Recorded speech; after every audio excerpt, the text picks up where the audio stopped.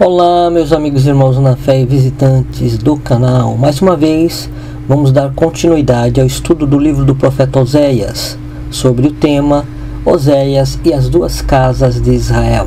Estamos já quase acabando o livro. Estamos agora no capítulo 13 do livro de Oséias. Então vamos iniciar a leitura e que o Eterno nos ajude a entender a sua palavra. Em nome de Yahushua, Hamashiach, assim seja. E no capítulo 13, no versículo 1, temos o seguinte: quando falava Efraim, havia tremor, foi exaltado em Israel, mas ele se fez culpado no tocante a Baal e morreu. Aqui temos o eterno Criador falando que Efraim, representando a casa de Israel, ele causava tremor e respeito nas pessoas. Todos o respeitavam a casa de Israel, pois aqui Efraim como grupo foi exaltado em Israel, foi abençoado como primogênito.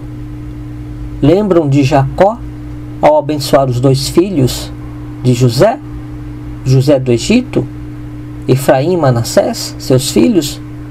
Ele cruza as mãos e coloca a mão direita sobre a cabeça de Efraim, que era o filho mais novo.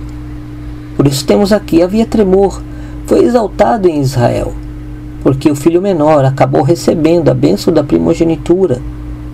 Seriam multidões de povos, enquanto Manassés seria também abençoado, mas não como Efraim.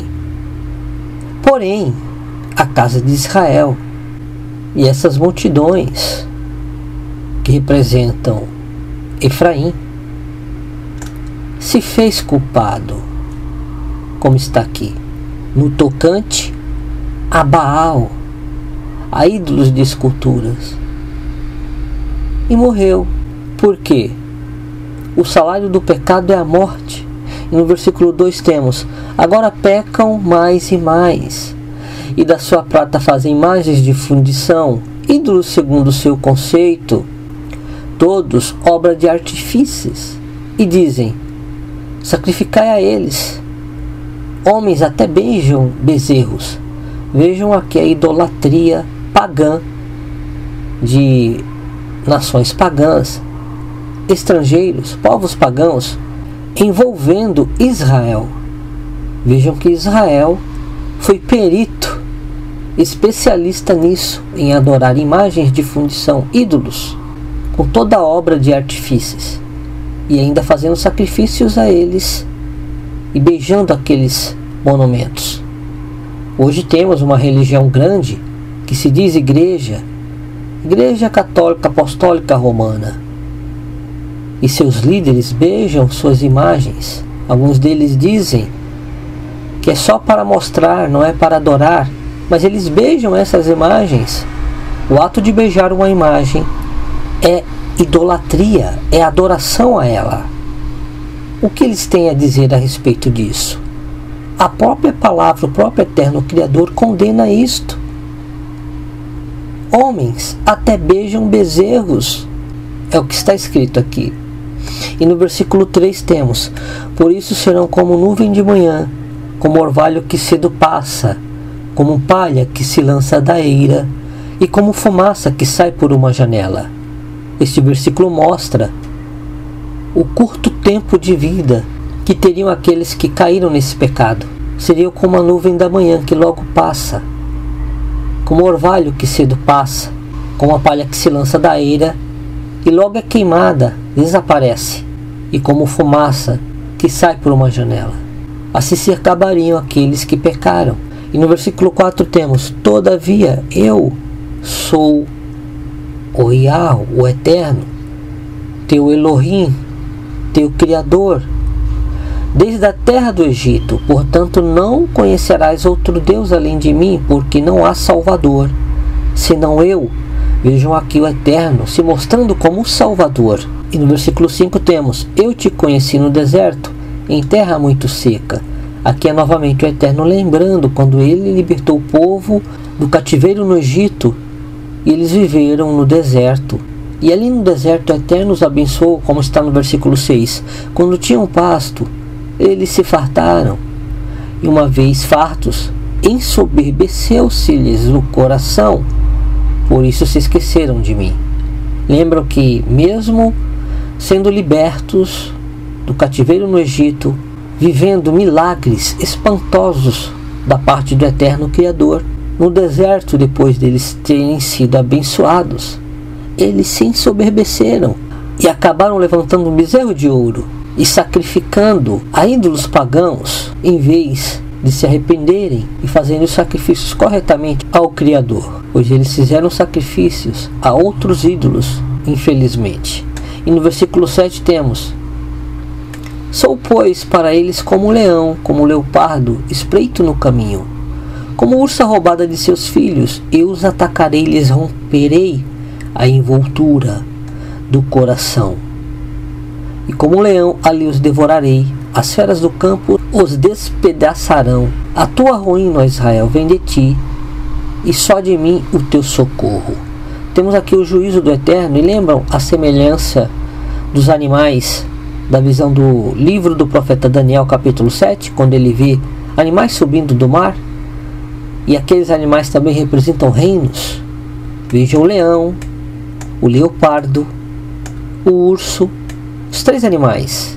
Aqui o Eterno mostra os reinos que viriam, os impérios que viriam, e Israel sempre estaria dominada por eles. E no versículo 10 temos: onde está agora o teu rei, para que te salvem todas as tuas cidades? E os teus juízes, dos quais disseste: dá-me rei e príncipes? Dei-te um rei na minha ira, e te tirei no meu furor. Aqui ele faz menção novamente, quando Israel ainda não tinha rei, somente sacerdotes e juízes. E eles pediram um rei a exemplo de outras nações. E ele levantou o rei Shaul, porém ele diz que ele tinha tirado aquele rei de cena no seu furor, pois Saul se rebelou contra o Eterno, não dando ouvidos a ele e nem ao profeta Samuel, e caiu no pecado, perdendo assim o reino para o rei Davi, que viria posteriormente. E no versículo 12 temos: as iniquidades de Efraim estão atadas juntas, o seu pecado está armazenado. Dores de parturiente lhe virão, ele é filho insensato, porque é tempo, e não sai à luz ao abrir-se da madre. Vejam que aqui o Eterno chama a atenção novamente, que esse filho insensato ali, no caso Israel, a casa de Israel, já poderia ter tido a luz do Eterno para viver em seus caminhos e assim prosperar, como o Eterno determinou. O Eterno mostra que a salvação vinha dele, como está no versículo 9: a tua ruína, ó Israel, vem de ti, e só de mim o teu socorro. O Eterno determinava juízos por causa do pecado e revelava o que viria para julgar a Israel, mas sempre dizia que ele era o seu socorro, chamando-os ao arrependimento. E no versículo 14 temos: eu os remirei do poder do inferno e os resgatarei da morte. Onde estão, ó morte, as tuas pragas? Onde está, ó inferno, a tua destruição? Meus olhos não veem em mim arrependimento algum. Esse versículo aqui é semelhante para vocês de algum lugar, de alguma outra passagem? Vejam: eu os remirei do poder do inferno e os resgatarei da morte. Onde estão, ó morte, as tuas pragas? Temos no Novo Testamento, já na Nova Aliança, o apóstolo Paulo, como é mais conhecido, o Shaul, em português Saulo, dizendo em 1 Coríntios capítulo 55 o seguinte: onde está, ó morte, a tua vitória? Onde está, ó morte, o teu aguilhão? Aqui temos o apóstolo Paulo tirando essa palavra do próprio livro do profeta Oséias, quando o Eterno diz isso através do profeta, e falando da ressurreição dos mortos, os mortos salvos desde eras passadas, do tempo da antiga aliança como também da nova aliança, aqueles que morreram salvos mediante a promessa do Messias, eles ressuscitarão. Por isso temos: porquanto o aguilhão da morte é o pecado, e o poder do pecado é a lei. Contudo, graças a Deus que nos dá a vitória por intermédio de nosso Senhor Jesus Cristo, como está aqui na tradução. Contudo, graças a Elohim, graças ao Criador, que nos dá a vitória por intermédio de nosso mestre Yahushua Mashiach, o Yahushua HaMashiach, o Messias, em hebraico no original.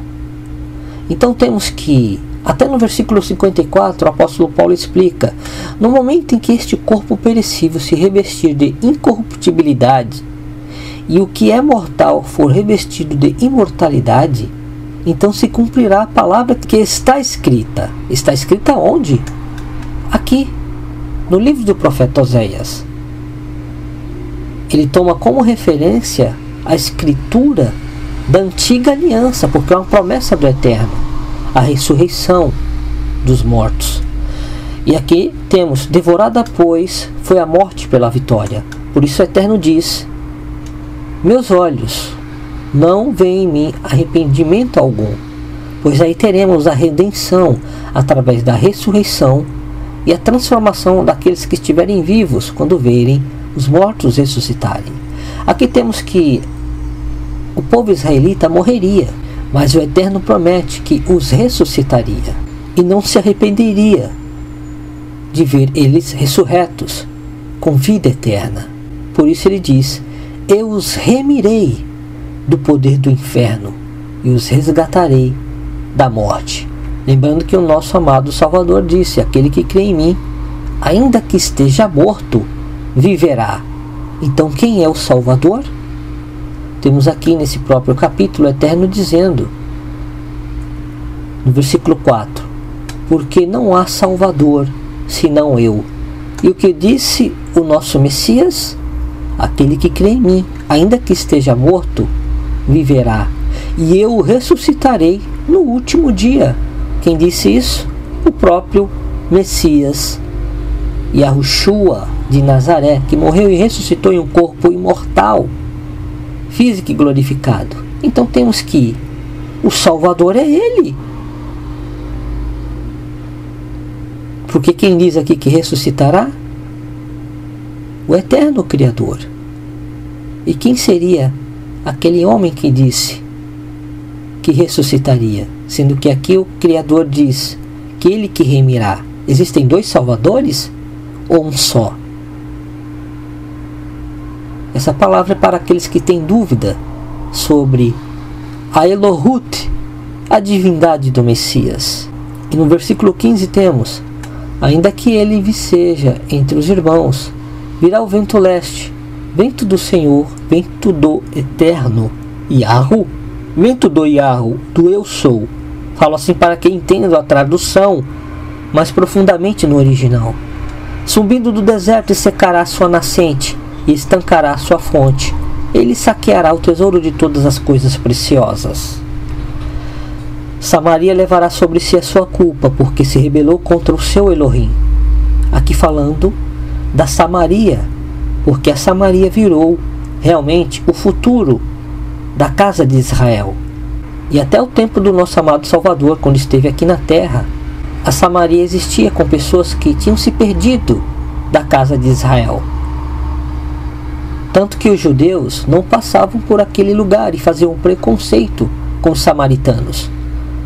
Mas porque o Eterno diz aqui no versículo 16, Samaria levará sobre si a sua culpa, ela será julgada pelo que fez, porque se rebelou contra o seu Elohim. E quem é o Elohim? Dos samaritanos?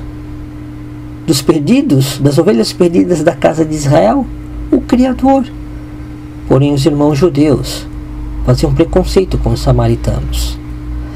Cairá a espada, seus filhos serão despedaçados, e as suas mulheres grávidas serão abertas pelo meio. Aqui temos realmente a promessa da destruição da Samaria, ou do reino do norte, da casa de Israel.